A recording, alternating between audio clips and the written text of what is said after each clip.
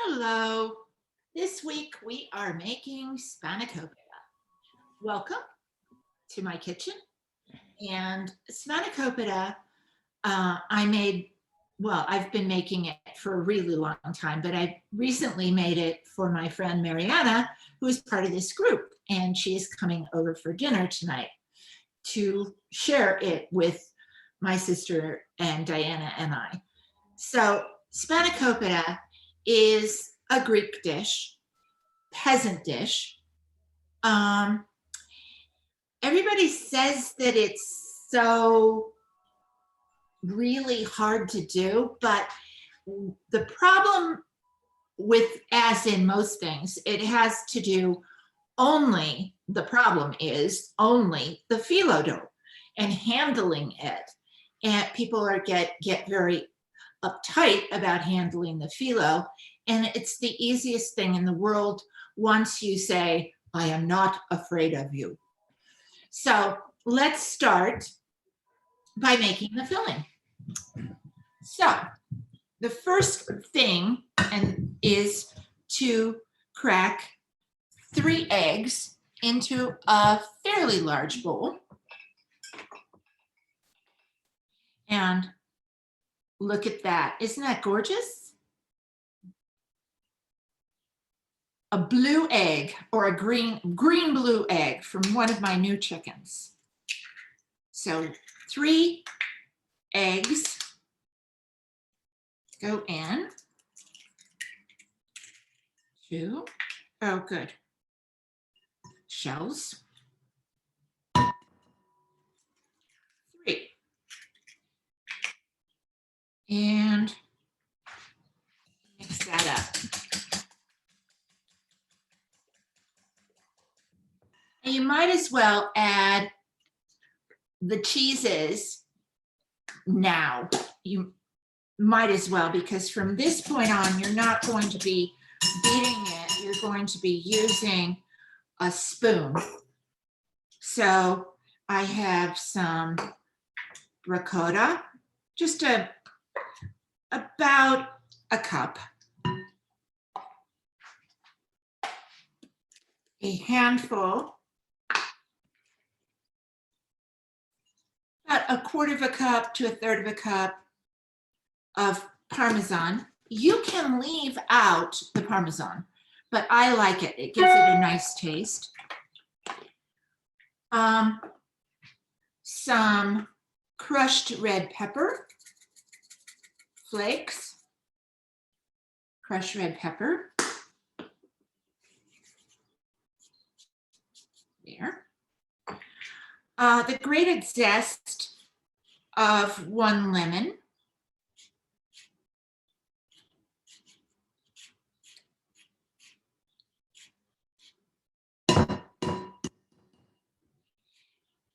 You can use the juice to put in your drink or something. There we go. That's all done. A little bit of pepper. Some salt. Not too much, because the cheese, particularly the feta, this is the feta cheese, which I had in a big block, and then I crumbled up. Now I gave you amounts, but please don't think that those amounts are important.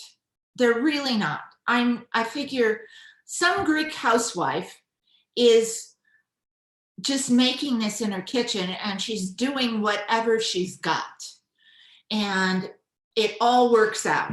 So now the next thing is the spinach. And I cooked the spinach because I got probably, oh, here comes Dina. Probably, I think it was a 3-pound bag. It was huge. And I just cooked it all up and made about a third of it. And I squeezed all of the water out And I've got the spinach. I'm just going to run a knife through it so that it's all well chopped, but I chopped it up before.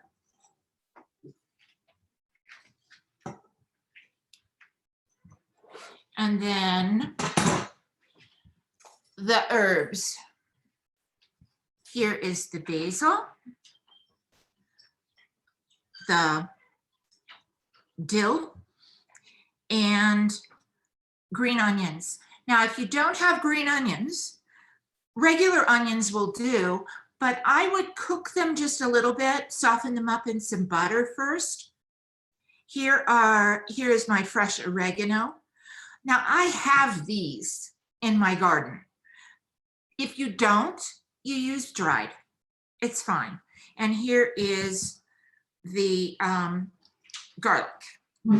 So what I'm going to do is chop all of this up together.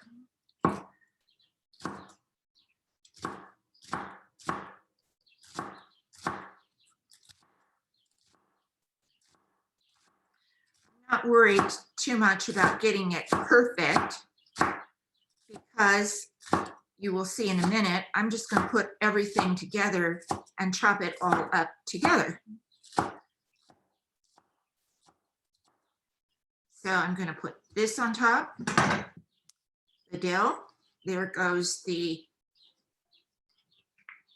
garlic. I'm sorry, garlic, basil on top of the garlic. And there's the oregano. Ta-da! And then all I'm going to do is chop it a little bit. It doesn't matter, really. Just you want it to be fairly chopped up. It's not even as chopped as, say, the omelet, the Persian omelet, herb omelet that we made. It doesn't even have to be that fine. I just sort of chop it all up together. If there's a big leaf, I make sure that it's chopped in a couple of pieces. Here we go.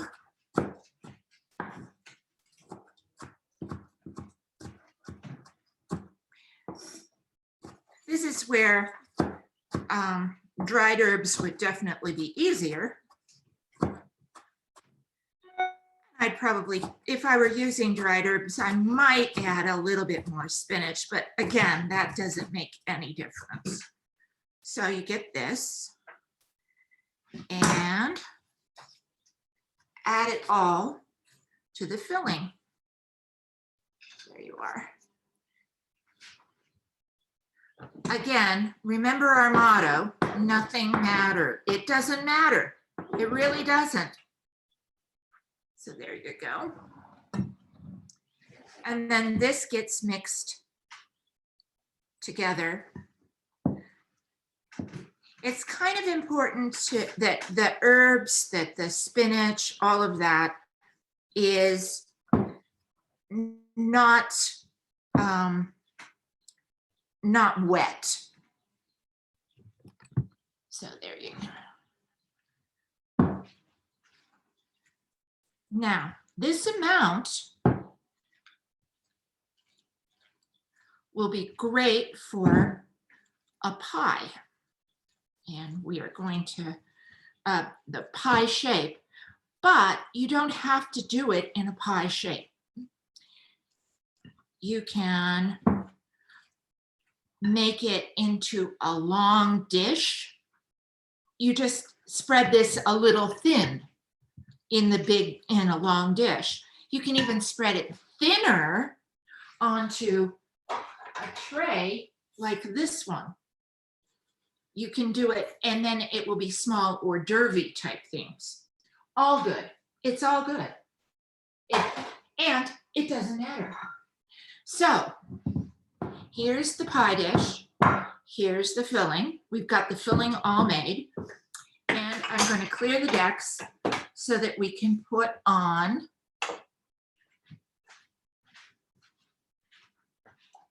we can open up the phyllo dough.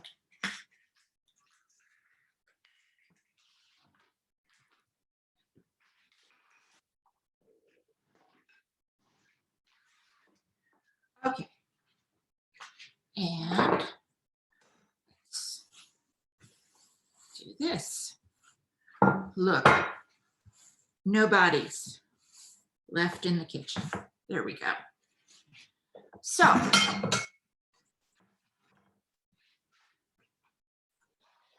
always put it on a tray like this.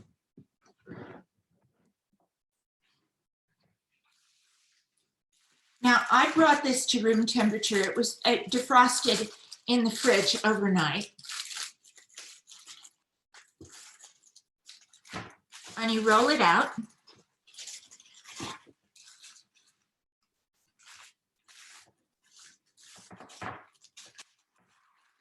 Onto your tray. That's why you could easily do it in a tray this size, because you wouldn't have to even fold anything over. It would be fine. But let's go and look at what we're doing. Now, I also have a damp towel. So whenever I'm sort of not working on it, the damp towel goes on top. It's wrung out really well, but it's a damp towel, and that bit from drying out. This phyllo dries out really fast. So here we go. I melted some butter. Actually browned it a little bit, not on purpose, but we'll see how it works. And now we're going to put it together. So I'm going to grab one. Now look, it goes off center like this. A little bit off center. Then you sprinkle it with a little bit of butter. Then you do the next one with a little bit of butter. Peel it off and put it in exactly the same place, like that. Next one. You're working fast. It's not imperative that you go as fast as you possibly can, but you might as well. There you go. So you've got 3 layers, 3 to 4 layers here. The next one,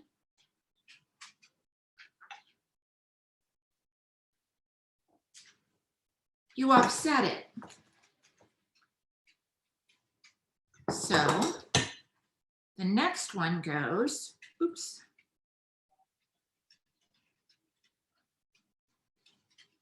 There we go. The next one, you put it this direction, so it hangs off the front. You see? You're putting 3 layers going this direction.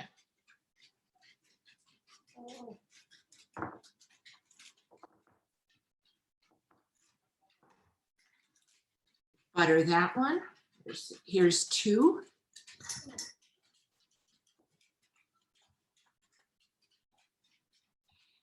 Nothing has to be perfect because it's all going to come out in the wash. So there you go. You're buttering it. You don't have to butter it, like every inch, because you've got so many there that it doesn't matter. All right, so now we've got 6 layers. Next set of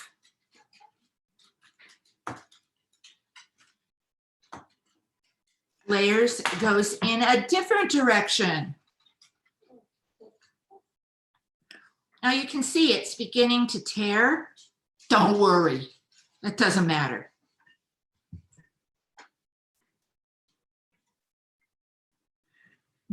Nothing has to look perfect because it looks better if it's not perfect. Here we go.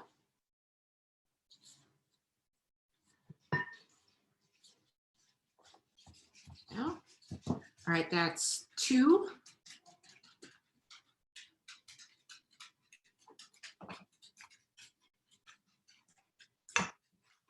And here's 3.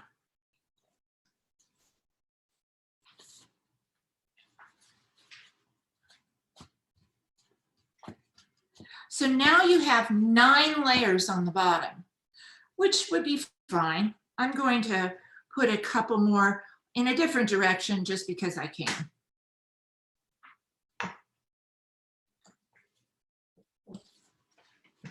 There. Why not? But you don't have to.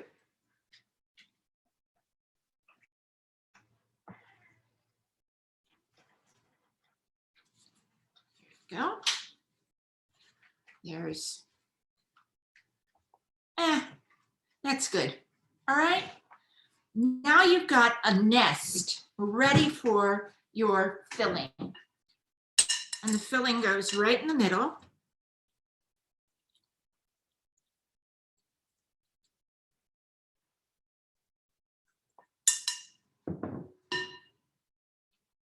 There we go. Press it down.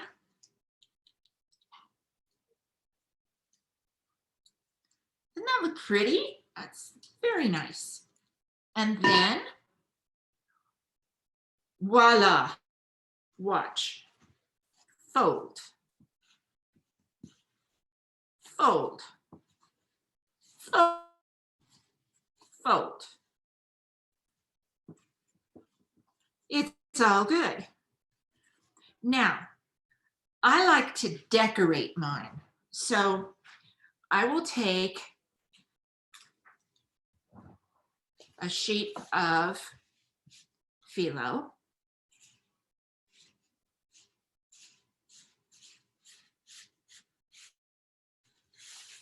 And scooch it together and put it on top like that. I'm going to do more. Same deal. You do the scooching thing. Like a nice pleat. Okay.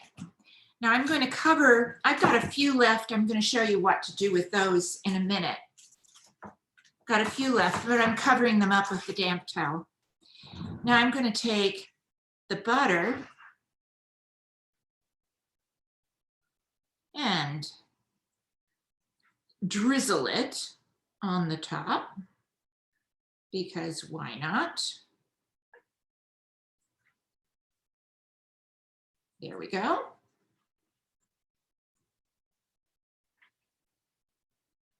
You can put on top of here sesame seeds or whatever. I've got my oven turned on to 400. You put this in the center of the oven and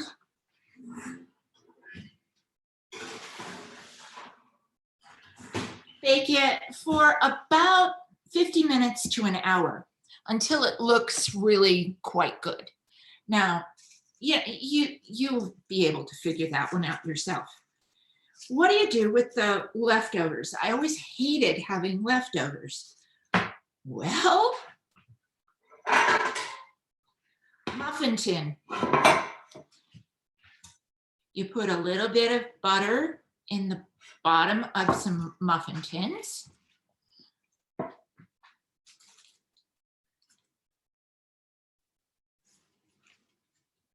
You fold up you fold it up and you stick it in to the muffin tin. Drizzle butter on it. And you have the cutest little, when you bake this, you have the cutest little cup that you can put scrambled eggs in, or, you know, who knows, any want into.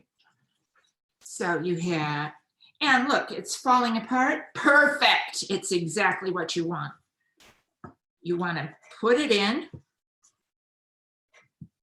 press it in. You don't have to be gentle with it. Throw some butter in. Voila. Same deal. These were really good when I made them the other day.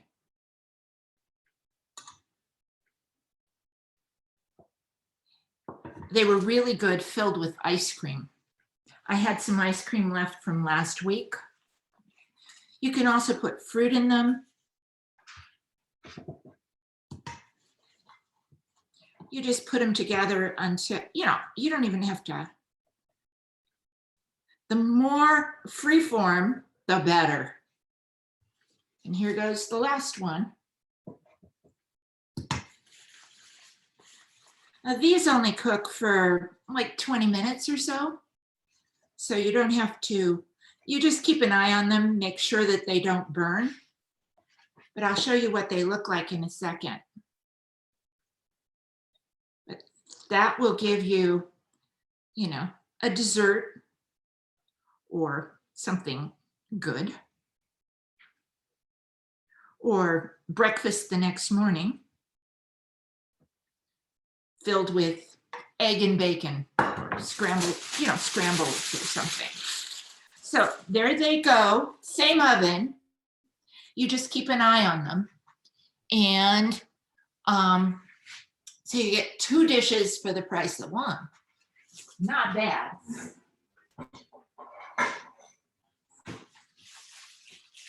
And what do they look like? They look like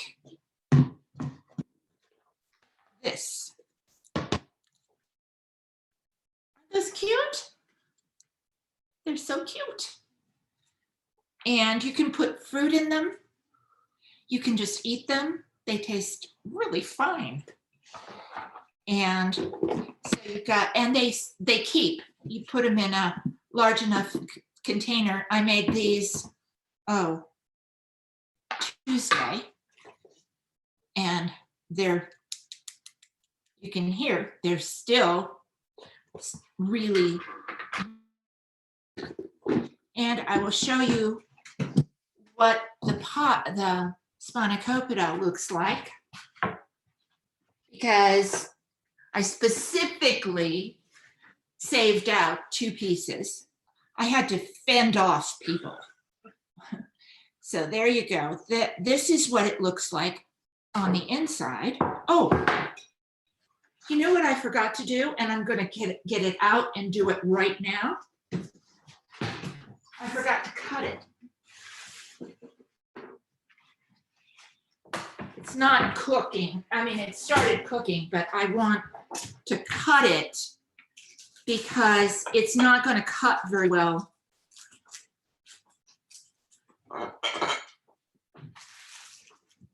When it's cooked all the way through. So you want to get it cut. I have a serrated knife. Cut it into 8 pieces so that it won't be all shattered and ugly looking when you serve it. It'll be much easier to serve.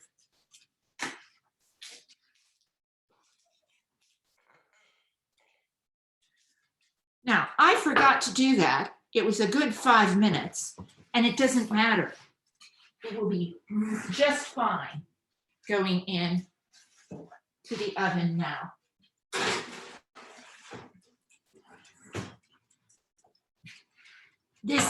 This topping really shatters, and if you have it scored like I just did, it's so much easier to cut. Now, if you were making it in a tray or into a 13 by 9 inch glass dish, you would cut it into squares. perfect. It works out great. You just make sure that when you put the topping on, that there are at least 4 layers of topping on the top of the tray. So there you have it, Spanakopita. You can probably prepare it, and I did some preparation ahead of time, but you could probably put it together in a half hour, and you can make it ahead of time if you want, not too much ahead of time. The filling can be made way in advance, but you want to put the pie itself together pretty close to the time you want to cook it. So because that phyllo dough really doesn't hold that well. So I would make the filling. If you're making it for a dinner party, you make the filling in advance. You figure out, probably, I make it like 2 hours before I was going to serve it, because you want it to sit for at least 20 minutes. And on Tuesday, I had it sit before I served it. After it was cooked, I had it sit for a good 45 minutes to an hour, and it was perfect. It was just perfect. So it was warm, but not too hot. It held together, all was good. So there you have it. And like I said, it's a really good dinner party dish, and it's vegetarian. Always a good thing with the company that you keep. There you go. Any questions? Unmute yourselves. And any questions? Yes, Pammy. Let's see, I have a question. My sister was telling me, I was telling her we were doing this, and she's like, oh, I love it. I buy it sometimes at the farmer's market in Torrance. So I said, if it comes out good, I'll make you some. So if I were to make it, like I saw your leftover, does it like heat well, or is it something I should make and have her, I don't know if it's something you can do for someone else. Okay. Or how would she buy it at the farmer's market? I wonder how it is. She's getting Spanakopita, the little ones. I don't know. I'll ask. Because I find it so annoying to do the folding that I just like, I just don't do it. But does it reheat? Oh yeah. Okay. Yeah, it does.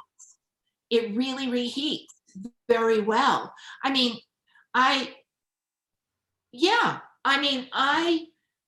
made this for dinner, this one. Okay, that's what I'm thinking. I had it for breakfast this morning. I put it in the microwave. Perfect. It was perfectly fine. Okay. So I have never frozen it. So I have no clue as to whether it freezes. Okay. I can't tell you. I'm not willing to go out on a limb and say, oh yeah, freeze that. No, I have no idea. Okay. But I do know that you can microwave it and it's great the next day. Now you can see how thick the filling is. Right.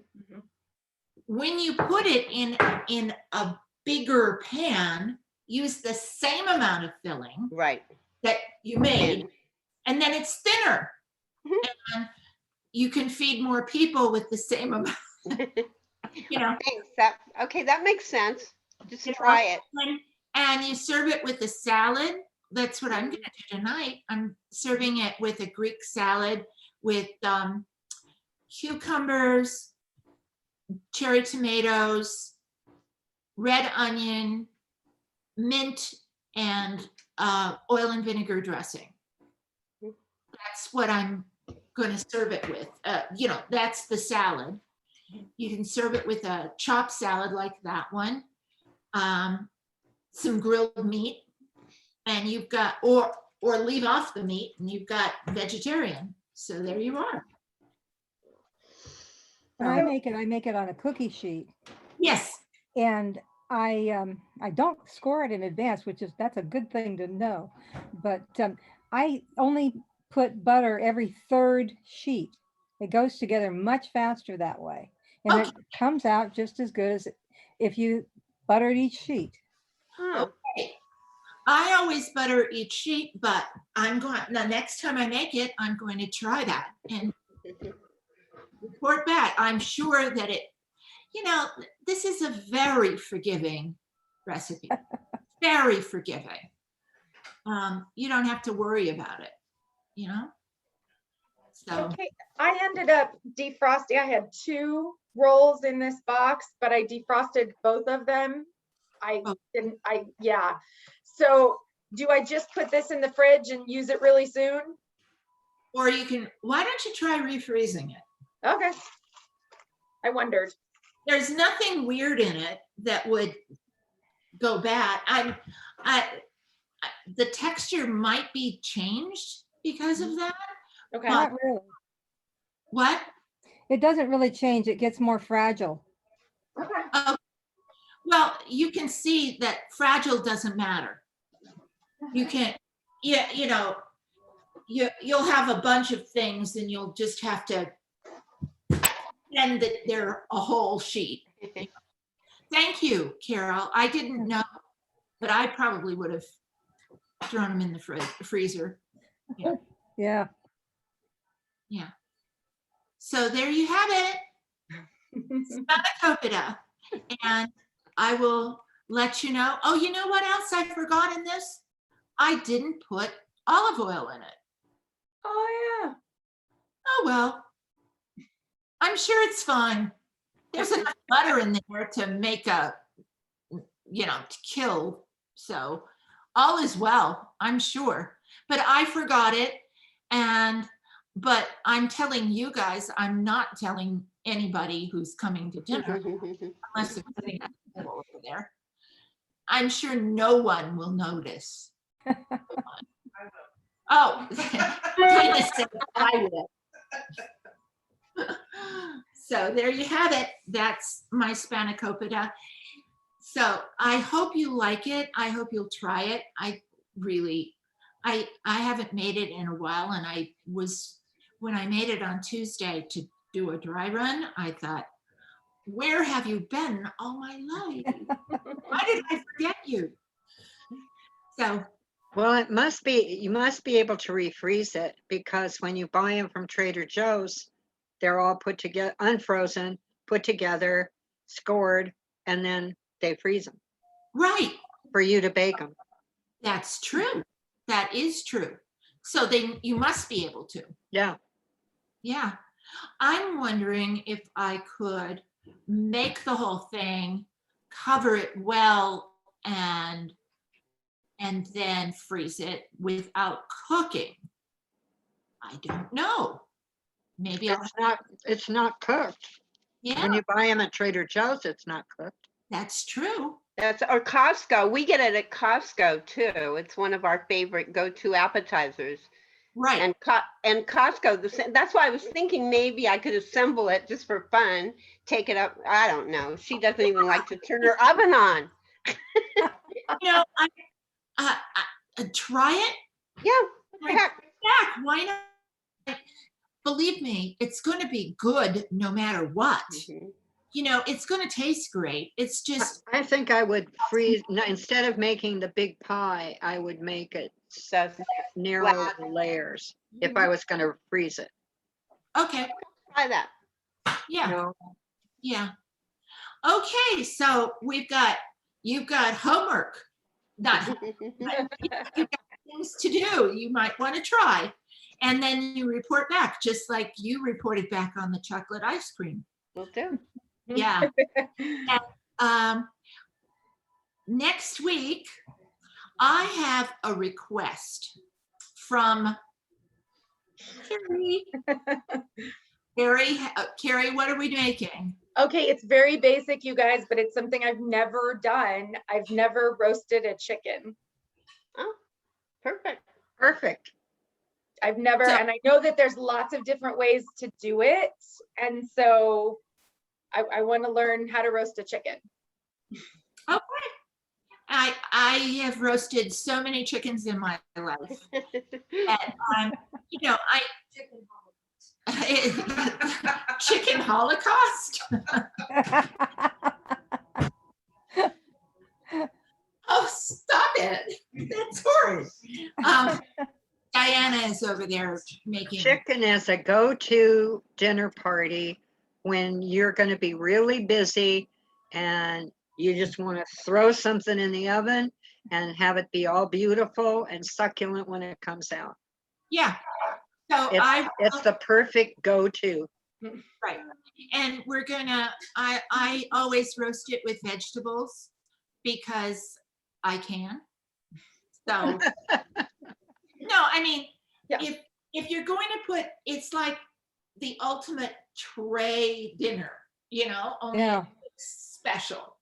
Yeah. So I will show you a couple of different ways that I make it. I'll do some research. Why not? And, you know, I always like that and see what people have to say. I've made a few chickens in my life. Just a couple. Didn't you tell me, Kate, that was your dad's go-to dinner, was a whole roasted chicken and potatoes and green beans? Yeah, and green beans. Yeah, And green beans. But it depended on the time of the year. Mm. In the summertime, he would barbecue chicken. Mm. He would grill chicken, not barbecue. No barbecue sauce. Yeah. It was butter and chicken. Salt and pepper. That was it. Mhm. In winter, my mom would alternate between fried chicken, which you know that I do that all of the time, Mhm. fried chicken and roast chicken. She would do one or the other. And that was every single Sunday. I don't know where my father got the idea, but Sunday was chicken day. What you had On the barbecue, on the grill, on the grill, on the grill. in the oven, and no matter what, it was Sunday was chicken. Mm. The end. Olive oil and lemon juice, fresh lemon juice and olive oil. Among, That's it. among other things. And then just grill it. Yeah. God, it was good. Yeah. I do miss having a grill a lot. The only thing about apartment living that I miss Mhm. I've is got the a grill. grill. You got a grill. You got a grill. Yes. And you make use of it. It's I really do. I like my grill, but I'm out of propane at the moment, so I got to get some more propane. you have it. That's what we're going to do next week. I will Sounds send out Hey, great. Sounds good. and Thank I you, will Kate.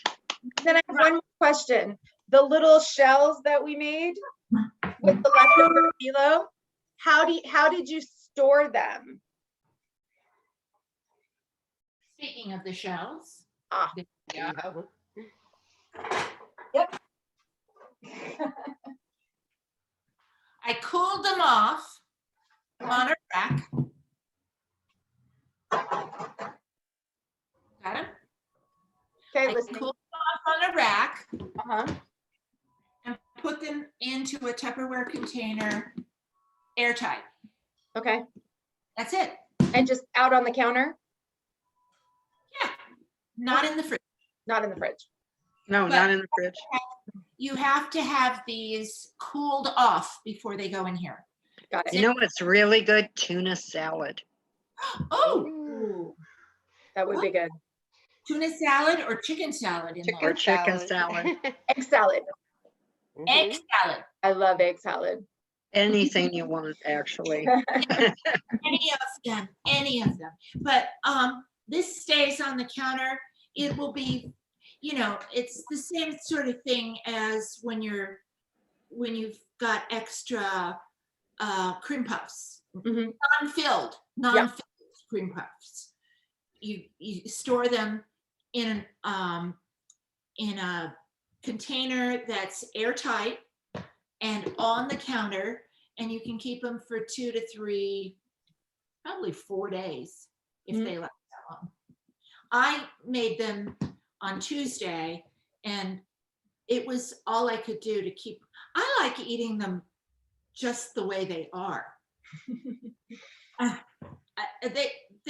They taste like crackers or something. It's great. So there you have it. Thank you so much.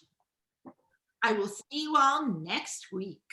Thank you so Thank much, you, Kate. everyone. See you next Thank week. you. Everybody have a wonderful week. Yeah. Be safe.